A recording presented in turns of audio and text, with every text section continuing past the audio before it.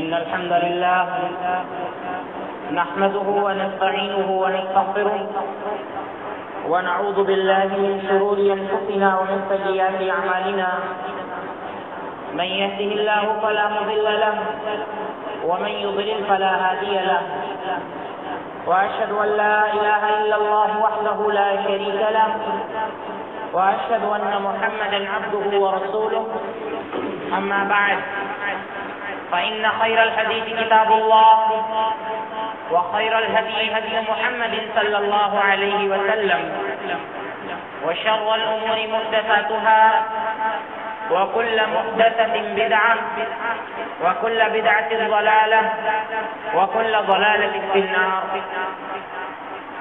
أعوذ بالله من الشيطان الرجيم. بسم الله الرحمن الرحيم. لقد كان لكم في رسول الله أسوة حسنة لمن كان يرجو الله واليوم الآخر وذكر الله كثيرا. وعن أبي هريرة رضي الله عنه قال قال رسول الله صلى الله عليه وسلم الصوم جنة.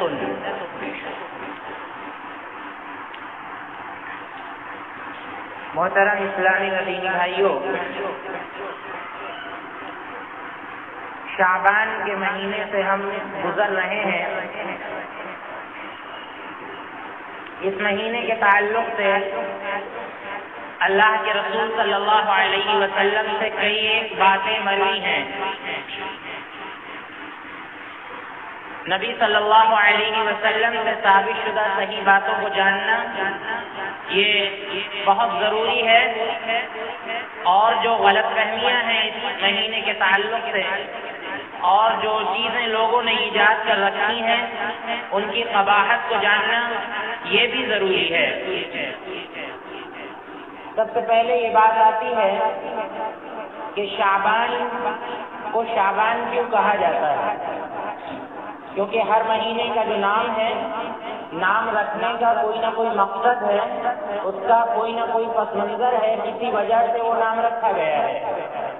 تو شعبان کے تعلق سے حافظ ابن حجر رحمہ اللہ فرماتے ہیں کہ شعبان کو شعبان اس لیے کہا جاتا ہے کہ لتشعبهم فی طلب المیاہ. شعبان کا مطلب ہوتا ہے بکھر جانا، پھیل جانا. شعبان کو شعبان اس لیے کہا جاتا ہے کیونکہ عرب کے لوگ رجب کا مہینہ جب گزر جاتا تھا تو شعبان کے مہینے میں پانی کی تلاش میں وہ گھاٹیوں میں پھیل جاتے تھے، یا یہ کہ جنگ و جدال کے لیے، لڑائی جھگڑے کے لیے، کیونکہ رجب کا مہینہ یہ حرمت والا مہینہ ہے، اس لیے رجب کے مہینے کو چھوڑ کر شعبان کے مہینے میں وہ لوگ بکھر جاتے تھے، اپنے اپنے مقصد کے لیے بکھر جاتے تھے، اور اس میں جنگ و جدال یہ ان کا بڑا مقصد ہوتا تھا. تو شعبان کا مطلب ہوتا ہے بکھرنا، پھیل جانا. اس کو شعبان اسی لیے کہا جاتا ہے کیونکہ عرب کے لوگ پانی کی تلاش میں گھاٹیوں میں پھیل جایا کرتے تھے، بکھر جایا کرتے تھے.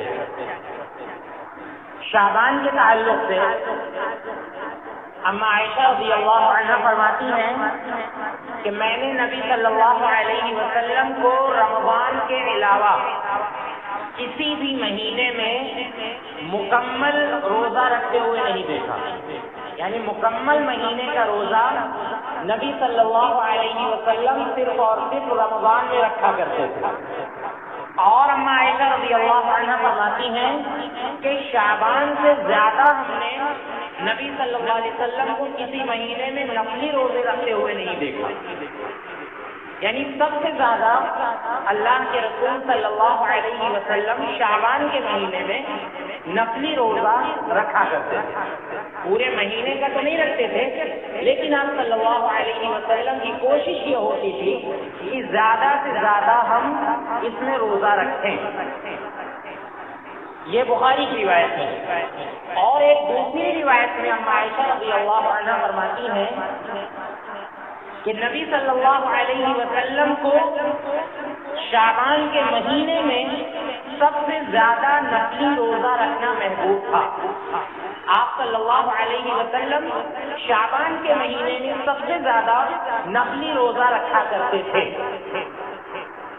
اس کی ایک وجہ یہ سمجھ میں آتی ہے کہ آپ صلی اللہ علیہ وسلم اپنے آپ کو رمضان المبارک کے لیے بالکل تیار کرنا چاہتے تھے کہ زیادہ سے زیادہ آپ صلی اللہ علیہ وسلم اس مہینے میں روزہ رکھ لیا کرتے تھے تاکہ شعبان میں بھی نبی صلی اللہ علیہ وسلم کا ویسا ہی معمول بنا رہے.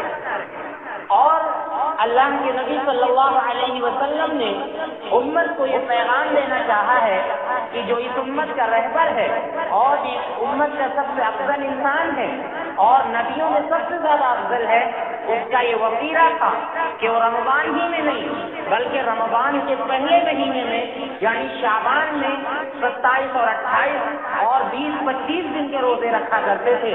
لہذا آپ صلی اللہ علیہ وسلم نے اپنی امت کو یہ پیغام دیا ہے کہ جب نبی صلی اللہ علیہ وسلم شعبان کے اندر بکثرت نفلی روزے رکھا کرتے تھے، لہذا ہمیں بھی چاہیے، نبی صلی اللہ علیہ وسلم کی امت کو بھی چاہیے کہ آنے والے مہینے یعنی رمضان المبارک کے مہینے کا پرزور استقبال کریں اور رمضان المبارک میں کوئی بھی کوتاہی نہ ہونے پائے، کیونکہ ہمارے نبی محمد عربی صلی اللہ علیہ وسلم شعبان میں بکثرت روزوں کا اہتمام فرمایا کرتے تھے. حدیث ہم نے آپ کے سامنے پڑھی، اللہ کے نبی صلی اللہ علیہ وسلم اس میں فرماتے ہیں، ابو ہریرہ رضی اللہ عنہ حدیث کے راوی ہیں کہ الصوم جنۃ، روزہ یہ ڈھال ہے. ڈھال کہتے ہیں ایک ہتھیار ہوتا ہے جس سے انسان جنگ میں بچتا ہے، اپنے آپ کو بچاتا ہے اس سے. تو اللہ کے نبی صلی اللہ علیہ وسلم نے فرمایا کہ یہ روزہ بھی ڈھال ہے، یعنی یہ تم کو جہنم کی آگ سے بچائے گا. سب سے زیادہ اللہ رب العالمین کی آگ کو جو عبادت ٹھنڈا کرتی ہے وہ یہی روزہ ہے. اللہ کے نبی صلی اللہ علیہ وسلم نے فرمایا کہ الصوم جنۃ، یہ روزہ جہنم کی آگ سے بچنے کے لیے ڈھال کا کام کرتا ہے. لہذا تم لوگ بکثرت روزہ رکھا کرو.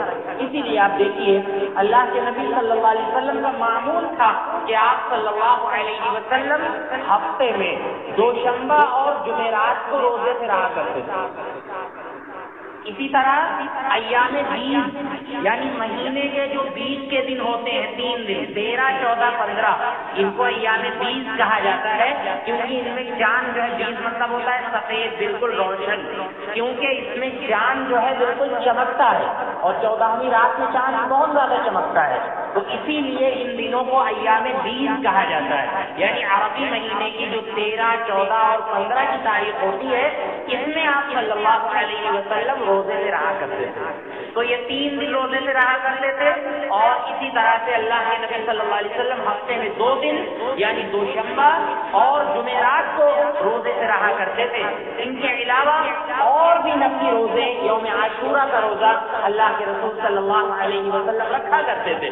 تو اس طرح پتہ چلتا ہے کہ آپ صلی اللہ علیہ وسلم کو روزے سے رہنا بہت زیادہ مشہور تھا. اسی لیے آپ دیکھیے اللہ کے نبی صلی اللہ علیہ وسلم کے دور میں صحابہ کرام کی یہ طلب ہوتی تھی، یہ کوشش ہوتی تھی کہ ہم زیادہ سے زیادہ روزے رکھیں، زیادہ سے زیادہ روزے رکھیں.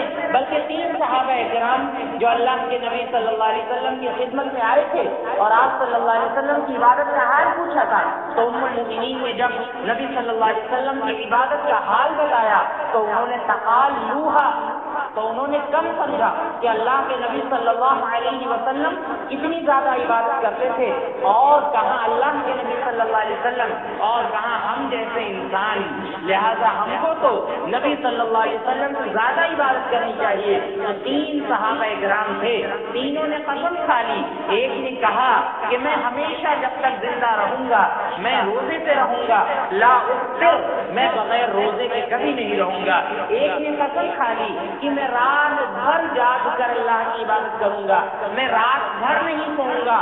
اور ایک نے قسم کھا لی کہ میں زندگی بھر شادی نہیں کروں گا، میں شادی سے الگ تھلگ رہوں گا، شادی کروں گا تو نکاح کرنے کے بعد عبادت میں پریشانی ہوگی، لہٰذا میں کبھی شادی نہیں کروں گا. اللہ کے نبی صلی اللہ علیہ وسلم کو جب یہ بات معلوم ہوئی تو آپ صلی اللہ علیہ وسلم نے قسم کھا کر کہا کہ اللہ کی قسم میں تم میں سب سے زیادہ اللہ سے ڈرنے والا ہوں. ہم سے زیادہ تم میں نہ تو اللہ کو کوئی پہچانتا ہے اور نہ تو ہم سے زیادہ کوئی اللہ سے ڈرتا ہے، لہذا اصوم و افطر، میں روزے بھی رکھتا ہوں اور چھوڑتا بھی ہوں، روزے رکھتا بھی ہوں، روزے چھوڑتا بھی ہوں۔ زندگی بھر روزے رہنا یا ہمیشہ روزہ رکھنا یہ میری سنت نہیں ہے، لہذا روزہ رکھا جائے لیکن کھایا پیا بھی جائے، بغیر روزے کے بھی رہا جائے۔ اللہ کے نبی صلی اللہ علیہ وسلم نے فرمایا کہ میں رات میں سو بھی جاتا ہوں اور رات میں اٹھ کر نماز بھی پڑھتا ہوں، لہذا پوری رات نماز پڑھنا یہ میرا طریقہ نہیں ہے، میری سنت نہیں ہے، لہذا رات میں نماز بھی پڑھی جائے اور رات میں سویا بھی جائے، یہ میری سنت ہے۔ لہذا نکاح نہ کرنا یہ میری سنت نہیں ہے، میں نے نکاح بھی کیا ہے، ایک نہیں کئی ایک نکاح میں نے کیے ہیں اور میرے بال بچے بھی ہوئے ہیں، لہذا نکاح کرنا یہ میری سنت ہے۔ اللہ کے نبی صلی اللہ علیہ وسلم نے فرمایا کہ اگر کوئی میری سنت سے دور بھاگنا چاہتا ہے فمن رغب عن سنتی فلیس منی، جو میری سنت سے الگ ہوتا ہے، یعنی جو رات بھر قیام کرتا ہے، ہمیشہ روزے رکھتا ہے یا شادی نہیں کرتا ہے، ایسا شخص ہمارے طریقے پر نہیں ہو سکتا، ہماری شریعت پر نہیں ہو سکتا۔ تو کہنے کا مطلب یہ ہے، آپ دیکھیے کہ صحابہ کرام کو کتنی زیادہ طلب تھی۔ ایک صحابی تو اللہ کے نبی صلی اللہ علیہ وسلم کے پاس آئے اور انہوں نے آ کر کہا کہ اے نبی صلی اللہ علیہ وسلم، مجھے بہت زیادہ روزہ رکھنے کی خواہش ہے، میں چاہتا ہوں کہ زیادہ سے زیادہ روزہ رکھوں، بلکہ ہمیشہ میں روزہ رکھنا چاہتا ہوں۔ اللہ کے نبی صلی اللہ علیہ وسلم نے ان سے فرمایا کہ اگر تمہیں بہت زیادہ روزہ رکھنے کی خواہش ہے تو تم داؤد علیہ السلام والا روزہ رکھ لو، یعنی ایک دن روزہ رکھو اور ایک دن بغیر روزے کے رہو، ایک دن روزہ رکھو ایک دن بغیر روزے کے رہو، یہ صحیح طریقہ ہے۔ اللہ کے نبی صلی اللہ علیہ وسلم نے ان سے کہا کہ تمہارے جسم کا تمہارے اوپر حق ہے، یعنی روزہ رکھو گے ہمیشہ بھوکے پیاسے رہو گے تو تمہارے جسم کا جو حق ہے وہ کہاں ادا ہو پائے گا، لہٰذا تمہارے جسم کا بھی تمہارے اوپر حق ہے، یعنی جسم کو کھلاؤ پلاؤ، یہ حق ہے۔ اللہ کے نبی صلی اللہ علیہ وسلم نے فرمایا کہ تمہاری آنکھ کا بھی تمہارے اوپر حق ہے، یعنی رات بھر مت جاگو بلکہ سو، تمہاری آنکھ کا بھی تمہارے اوپر حق ہے۔ اللہ کے نبی صلی اللہ علیہ وسلم نے فرمایا کہ تمہاری زوجہ یعنی تمہاری بیوی کا بھی تمہارے اوپر حق ہے، لہذا سارے حقوق کو ادا کرنا تمہارے لیے واجب اور ضروری ہے۔ اسلام یہ نہیں کہتا کہ تم ہمیشہ اللہ رب العالمین کی عبادت میں لگے رہو، بلکہ یہ جو دنیا کے کام ہے اگر ان کو ہم اللہ کی شریعت کے مطابق ادا کرتے ہیں تو اللہ رب العالمین ہم کو ان میں بھی ثواب عطا فرمائے گا۔ تو کہنے کا مطلب یہ ہے کہ عرب کے لوگ، اللہ کے نبی صلی اللہ علیہ وسلم کے زمانے کے لوگ بہت زیادہ عبادت کے خواہش مند رہتے تھے اور ان عبادتوں میں خاص طور سے روزے کا بہت زیادہ اہتمام کیا کرتے تھے۔ آپ اس دور میں جائیے، اللہ کے نبی صلی اللہ علیہ وسلم کی زندگی دیکھیے تو آپ کو پتہ چلے گا کہ آج کی زندگی میں جب ہم دیکھتے ہیں کہ آج مختلف کھانے پینے کے پکوان ہیں اور اسی طرح سے دوڑ بھاگ کی بہت سی چیزیں ہیں، دنیاوی فکر ہے، اس لیے آج کے دن، آج کے ایام میں، آج کے دنوں میں روزہ رکھنا ہمارے لیے ذرا مشکل ہوتا ہے۔ کوئی نفلی روزوں کے لیے سوچتا ہے تو اس کو بھوک ستاتی ہے، اس کو پیاس ستاتی ہے۔ آپ اللہ کے نبی صلی اللہ علیہ وسلم کے دور میں جائیں گے تو معلوم ہوگا کہ نبی صلی اللہ علیہ وسلم کے گھر میں خود، جو کہ اتنے بڑے انسان ہیں اور نبیوں میں سب سے زیادہ افضل ہیں، آپ کے گھر کا معاملہ اما عائشہ رضی اللہ عنہا بیان کرتی ہے کہ دو مہینے گزر جاتے تھے، ہمارے گھروں میں آگ نہیں دکھائی دیتی تھی، یعنی چولہا نہیں جلتا تھا۔ جب پوچھا جاتا کہ گزارا کیسے ہوتا تھا تو ام المؤمنین فرماتی کہ علی الاسودین، دو کالی چیزوں پر گزارا ہوتا تھا، یعنی کھجور کھاتے تھے اور پانی پی لیتے تھے۔ اس طرح سے ہم لوگ دو مہینہ گزار لیا کرتے تھے۔ یہ معاملہ تھا اللہ کے نبی صلی اللہ علیہ وسلم کے گھر کا۔ صحابہ کرام کا معاملہ یہ تھا کہ تپتی صحرا میں پتھروں پر اور پتھریلی زمین پر چلتے تھے۔ دھوپ کی شدت ایسے موقع پر اور زیادہ بڑھ جاتی ہے، پیاس کی شدت ایسے موقع پر اور زیادہ بڑھ جاتی ہے، لیکن صحابہ کرام کی کوشش ہوتی تھی کہ ہم لوگ سفر کریں تو اس میں بھی ہم لوگ روزے سے رہیں۔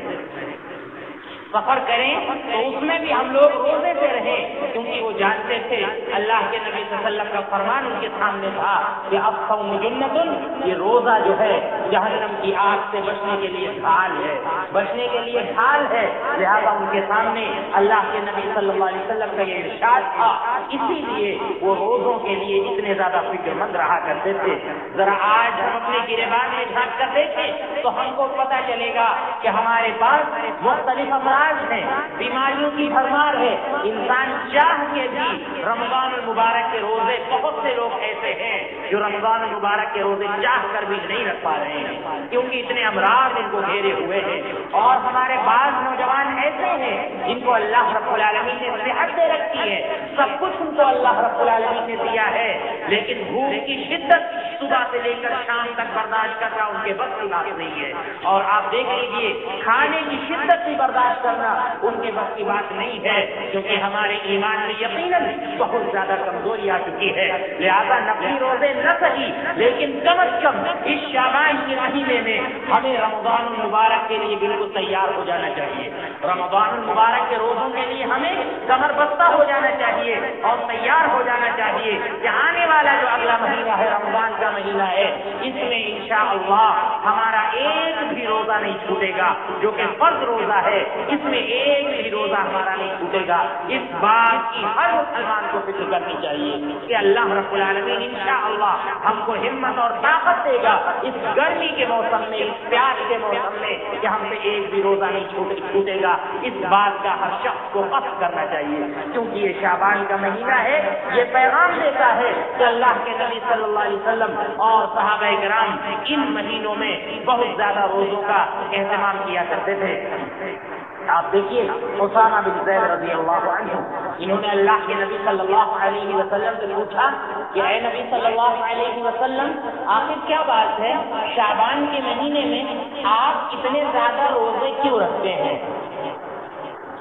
تو آپ صلی اللہ علیہ وسلم نے فرمایا کہ یہ شعبان کا مہینہ ایک ایسا مہینہ ہے کہ اس میں اکثر لوگ اللہ کی عبادت سے غافل ہو جاتے ہیں۔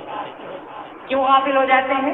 کیونکہ اس سے پہلے رجب کا مہینہ رہتا ہے، رجب کا مہینہ حرمت والا مہینہ، عظیم مہینہ، اللہ رب العالمین کا عظیم مہینہ ہے، مبارک مہینہ ہے رجب کا مہینہ، اور اس کے بعد ہی شعبان کا مہینہ آتا ہے، اور شعبان کے بعد ایک مقرر مہینہ رمضان کا مہینہ، جو کہ سب سے زیادہ مبارک مہینہ ہے۔ تو بیچ میں یہ مہینہ پڑ جاتا ہے شعبان کا، ادھر رجب ہے اور ادھر رمضان ہے اور بیچ میں شعبان ہے۔ تو لوگ یہ سوچتے ہیں کہ شعبان، رجب کا مہینہ تو ابھی عظمت والا گزر چکا ہے، اب یہ شعبان کا مہینہ ہے، لاؤ عبادت میں تھوڑی سی کوتاہی کر لیں، کیونکہ آگے رمضان کا مہینہ آنے والا ہے، اس میں ہم روزے رکھ کے بھرپائی کر لیں گے۔ تو اللہ کے نبی صلی اللہ علیہ وسلم نے فرمایا کہ اسی لیے رجب اور رمضان کے بیچ میں پڑنے کی وجہ سے لوگ اس مہینے میں اللہ کی عبادت سے غافل ہو جاتے ہیں۔ اللہ کے نبی صلی اللہ علیہ وسلم نے بہت اہم بات بیان فرمائی۔ آپ صلی اللہ علیہ وسلم نے فرمایا حالانکہ اسی مہینے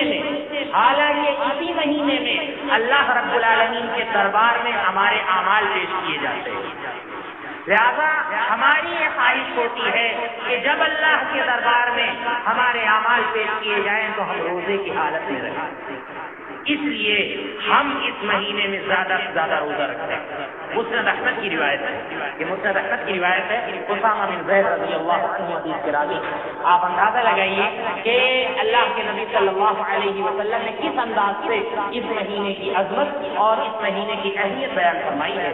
ام سلمہ رضی اللہ عنہ فرماتی ہیں کہ اللہ کے نبی صلی اللہ علیہ وسلم مسلسل 2 مہینے کے روزے رکھا کرتے تھے، 2 مہینے کے روزہ رکھا کرتے تھے، یعنی شعبان کے پورے مہینے کا اور رمضان کے پورے مہینے کا۔ حالانکہ جو دوسری حدیث ہم نے آپ کے سامنے پڑھی عائشہ رضی اللہ عنہ کی، اس سے پتہ چلتا ہے کہ ام سلمہ رضی اللہ عنہ کو مسلسل روزے رکھنے کی وجہ سے ایسا لگتا تھا کہ اللہ کے نبی صلی اللہ علیہ وسلم پورے مہینے کا روزہ رکھ رہے ہیں۔ اور ادھر رمضان کا مہینہ آ جاتا تھا تو اس وجہ سے ام سلمہ رضی اللہ عنہا کو ایسا لگتا تھا کہ اللہ کے نبی صلی اللہ علیہ وسلم 2 مہینے کے مسلسل روزہ رکھ رہے ہیں، لیکن اما عائشہ رضی اللہ عنہا فرماتی ہیں کہ اللہ کے نبی صلی اللہ علیہ وسلم چند روزے چھوڑ دیا کرتے تھے، چند روزے چھوڑ دیا کرتے تھے۔ اور یوں بھی ایک حدیث کے اندر اللہ کے نبی صلی اللہ علیہ وسلم نے منع فرمایا ہے کہ شعبان کی جو آخری تاریخیں ہیں، شعبان کی جو آخری تاریخیں ہیں ان میں کوئی روزہ نہ رکھے، اللہ یہ کہ کسی کا معمول ہو پہلے سے روزہ رکھنے کا، جمعرات کو اور دوشنبہ کو روزہ رکھتا تھا، شعبان کی آخری تاریخوں میں جمعرات اور دوشنبہ پڑ گیا اس میں روزہ رکھ لے، کسی کا معمول ہے تو ٹھیک ہے وہ رکھ سکتا ہے، لیکن خاص کر کے شعبان کی آخری تاریخوں میں کوئی 1-2 دن کا روزہ نہ رکھے یہ سوچ کر کہ رمضان آنے والا ہے، لاؤ ہم اس کا استقبال کریں، اس کا استقبال کریں اور پہلے ہی سے ہم روزہ رکھنا شروع کر دیں۔ اللہ کے نبی صلی اللہ علیہ وسلم نے اس سے منع فرمایا ہے، لہذا یہ شعبان کے مہینے کی عظمت ہے اور یہ شعبان کے مہینے کے فضائل اور مسائل ہیں، لہذا ان کو ہمیں دھیان میں رکھنا چاہیے۔ ایک بات اور ہے، اما عائشہ رضی اللہ عنہا فرماتی ہے کہ ہمارے ذمے رمضان المبارک کے روزے رہتے تھے، یعنی رمضان کے کچھ روزے ہم سے چھوٹ جایا کرتے تھے، اور عورتوں کے ساتھ معاملہ ایسا ہوتا ہے کہ روزے چھوٹ جاتے ہیں ان کے رمضان میں تو اس کی قضا کرنی ہوتی ہے بعد میں، یا کوئی انسان بیمار ہو گیا ہے وقتی طور پہ رمضان میں روزے نہیں رکھ پایا ہے تو اس کو بعد میں قضا کرنی ہوتی ہے روزوں کی۔ تو اما عائشہ رضی اللہ عنہا فرماتی ہیں کہ کبھی کبھی ایسا ہوتا تھا کہ پورا سال گزر جاتا تھا ہم روزے کی قضا نہیں کر پاتے تھے، یہاں تک کہ ان روزوں کی قضا ہم شعبان میں کرتے تھے، یعنی اگلا رمضان آنے والا ہوتا تھا اور شعبان میں ہم ان روزوں کی قضا کرتے تھے، یعنی پچھلے رمضان کے روزے کی۔ تو اما عائشہ رضی اللہ عنہا کہتی ہیں کہ پورا سال گزر جاتا تھا ہم روزے نہیں رکھ پاتے تھے اور آ کر ہم شعبان میں ان روزوں کی قضا کرتے تھے۔ اس سے پتہ چلا کہ اگلا رمضان آنے سے پہلے پچھلے رمضان کے جو قضا روزے ہیں ان کی ادائیگی ہو جانی چاہیے، ایسا نہ ہو کہ وہ رہ جائیں اور اگلا رمضان آ جائے۔ اما عائشہ رضی اللہ عنہا فرماتی ہیں کہ مکان رسول اللہ صلی اللہ علیہ وسلم، کیونکہ اللہ کے نبی صلی اللہ علیہ وسلم ہمارے ساتھ رہتے تھے اس لیے روزوں کی قضا ذرا مشکل ہو جاتی تھی، لیکن شعبان میں کیونکہ اللہ کے نبی صلی اللہ علیہ وسلم بھی بہت زیادہ روزے رکھا کرتے تھے اس لیے ہم کو اپنی قضا کرنے کا اچھا موقع مل جاتا تھا، تو ہم لوگ اپنے روزوں کی قضا کر لیا کرتے تھے۔ اس سے پتہ چلا کہ اگر رمضان کے روزے رہ گئے ہیں تو اگلا رمضان آنے سے پہلے چاہے شعبان ہی میں کیوں نہ ہو ان روزوں کی قضا ہم کو کر لینی چاہیے، لہذا اس بات کا بھی ہم کو خیال رکھنا چاہیے۔ آپ دیکھ لیجیے تابعین کا معاملہ یہ تھا کہ تابعین کے بارے میں آتا ہے، ایک تابعی ہے سلمہ بن کہیل رضی اللہ عنہ رحمہ اللہ، وہ کہتے ہیں کہ کان یقال شہر شعبان شہر القرآ، ہم لوگوں میں یہ بات مشہور تھی کہ شعبان کا مہینہ یہ شہر القرآ ہے، یعنی قرآن کی تلاوت کرنے والوں کا مہینہ، شعبان کا مہینہ۔ اور ایک تابعی کے بارے میں آتا ہے کہ وہ کہتے ہیں کہ ہم لوگ اپنی دکانیں بند کر لیا کرتے تھے شعبان، یعنی اتنا زیادہ اپنے آپ کو فارغ کرتے تھے عبادت کے لیے، تلاوت قرآن کے لیے، کہ اپنی دکانوں کو بند کر لیا کرتے تھے اور اللہ رب العالمین کی عبادت کے لیے بالکل فارغ ہو جایا کرتے تھے۔ تو یہ وسیلہ تھا تابعین رحمہ اللہ کا، لہذا ان تمام باتوں سے ہمیں بھی سبق لینا چاہیے۔ کہنے کا مقصد یہ ہے کہ نفلی روزوں کی ان حدیثوں میں ترغیب دی گئی ہے، لہذا جب نفلی روزوں کی اتنی زیادہ ترغیب دی گئی ہے تو ہمیں فرض روزوں کا کتنا زیادہ خیال کرنا چاہیے۔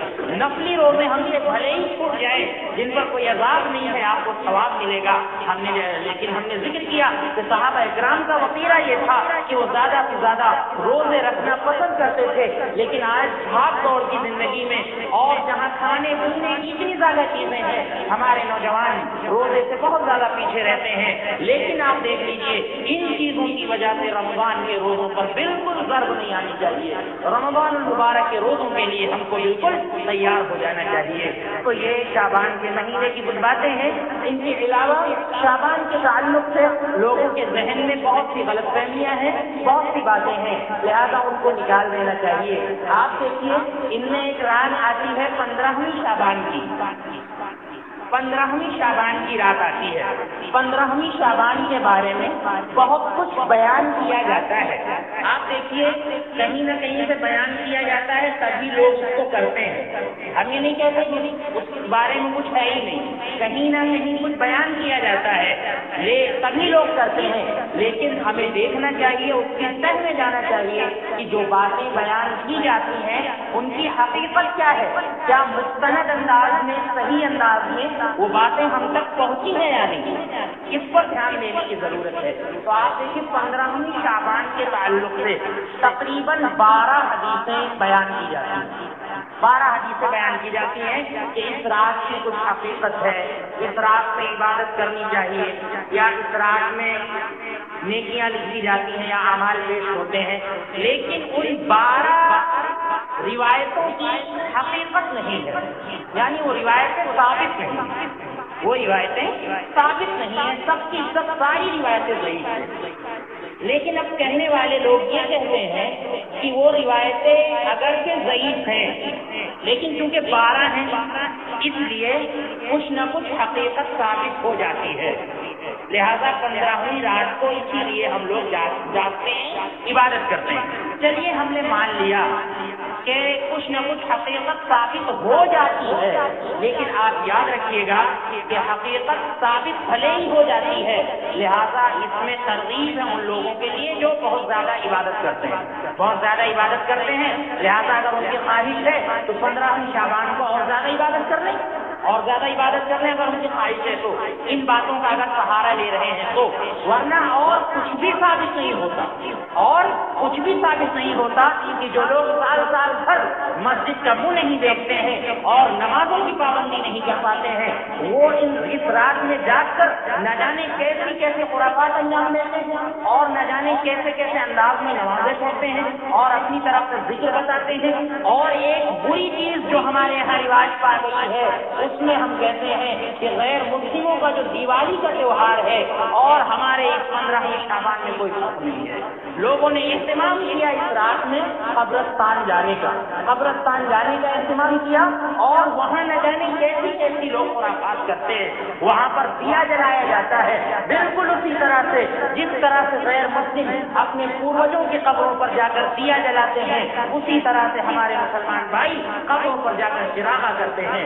یہ بالکل سراسر بدعت ہے، گمراہی ہے. اللہ کے نبی صلی اللہ علیہ وسلم نے یہ ضرور فرمایا ہے کہ کنت نہیتکم عن زیارت القبور الا فزوروها، کہ میں نے شروع میں تم کو قبروں کی زیارت سے منع کر دیا تھا، کیونکہ بہت سی خرابی ہو سکتی تھی. لوگ وہاں جاتے، ایمان میں کمزوری تھی، لوگ وہاں جاتے اور نہ جانے کیا کیا کرتے، روتے بلکتے، وہاں پر جا کے واویلا کرتے اور خرافات کرتے. اس لیے ہم نے تم کو قبروں کی زیارت سے منع کر دیا تھا. الا فزوروها، لہذا اب تم قبروں کی زیارت کر سکتے ہو، کیونکہ یہ قبریں تذکرکم الآخرہ، تم کو آخرت کی یاد دلاتی ہے. لہذا قبروں کی زیارت کی جا سکتی ہے صرف اس مقصد سے کہ ہم کو آخرت کی یاد تازہ ہو، لیکن کوئی دن اس کے لیے مقرر نہیں ہے. اور 15ویں شعبان کا دن مقرر کرنا یا 15ویں رات کا دن مقرر کرنا یہ بالکل بدعت ہے. اس میں آپ کو آخرت کی یاد نہیں آئے گی بلکہ آپ کو گناہ ملے گا. اگر 15ویں شعبان کو کوئی یہ سمجھ کر جاتا ہے کہ اس رات کی کچھ حقیقت ہے یا اللہ کے نبی صلی اللہ علیہ وسلم نے ایسا کچھ کہا ہے تو یقیناً اس کو ثواب نہیں ملے گا بلکہ اس کو عذاب ملے گا. تو اسی طرح سے ان باتوں کا ہم کو بہت زیادہ دھیان رکھنا چاہیے کہ یہ جو بھی باتیں لوگ اپنی طرف سے بیان کرتے ہیں دین میں، یا جن کی کوئی بھی حقیقت نہیں ہوتی ہے لوگ ان پر عمل کرتے ہیں، ان کی حقیقت کو ہمیں اچھی طرح سے سمجھنا چاہیے. کہیں ایسا نہ ہو کہ ثواب کرنے کے بجائے ہم عذاب میں گرفتار ہو جائیں. ان باتوں کا ہم کو خیال کرنا چاہیے. اور بدعات اور خرافات کسی بھی شکل میں ہو، چاہے جتنی اچھی شکل میں ہو، بہرحال وہ بدعات ہیں، خرافات ہیں، ان کو ہمیں چھوڑ دینا چاہیے، ترک کر دینا چاہیے. اسی طرح سے ایک اور بات بیان کی جاتی ہے کہ 15ویں شعبان کے روزے کی بھی کچھ حقیقت ہے. تو خاص طور سے 15ویں شعبان کے روزے کی کچھ بھی حقیقت نہیں ہے، روایت ثابت نہیں ہے. باقی شعبان کے روزوں کی کیا اہمیت ہے، کیا فضیلت ہے، یہ ہم آپ کے سامنے بیان کر چکے ہیں. لہذا انہی باتوں پر ہم کو شعبان کے تعلق سے عمل کرنا چاہیے. اللہ رب العالمین ہمیں ان باتوں کو سمجھنے کی اور ان پر عمل کرنے کرنے کی توفیق عطا فرمائے.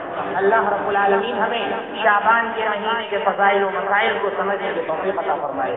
اللہ رب العالمین ہمیں شعبان کے مہینے میں رمضان کا استقبال کرنے کی توفیق عطا فرمائے. اللہ رب العالمین ہمیں زیادہ سے زیادہ روزے رکھنے کی توفیق عطا فرمائے. اللہ رب العالمین ہمیں رمضان المبارک کے فرض روزے رکھنے کی توفیق عطا فرمائے. اللہ رب العالمین ہمیں زیادہ سے زیادہ اپنی عبادت کی توفیق عطا فرمائے. اے اللہ جو بیمار ہیں انہیں شفا کاملہ عاجلہ عطا فرما. ایک نوجوان کی طرف سے دعا کی درخواست آئی ہے, بہت بیمار ہے, ان کا آپریشن بھی کل ہونا ہے. دعا کریں کہ اللہ رب العالمین ان کے آپریشن کو کامیاب کرے اور انہیں شفا کاملہ عاجلہ عطا فرمائے. ابھی بیتی رات ایک بہت بڑے عالم کا انتقال ہوا ہے, ڈاکٹر فضل الرحمان صاحب مدنی, یہ جامعہ محمدیہ منصورہ مالیگاؤں کے بہت ہی موقر استاد تھے, مفتی تھے. بہت سی کتابیں انہوں نے لکھی ہیں, بہت سے فتاوے ہیں, بہت ہی معزز انسان تھے, بڑی خدمات ہیں ان کی. اللہ رب العالمین سے دعا ہے کہ اللہ رب العالمین ان کی خدمات کو قبول فرمائے, انہیں جنت الفردوس میں اعلیٰ مقام عطا فرمائے. اللہ جب تک ہمیں اس دنیا میں رکھ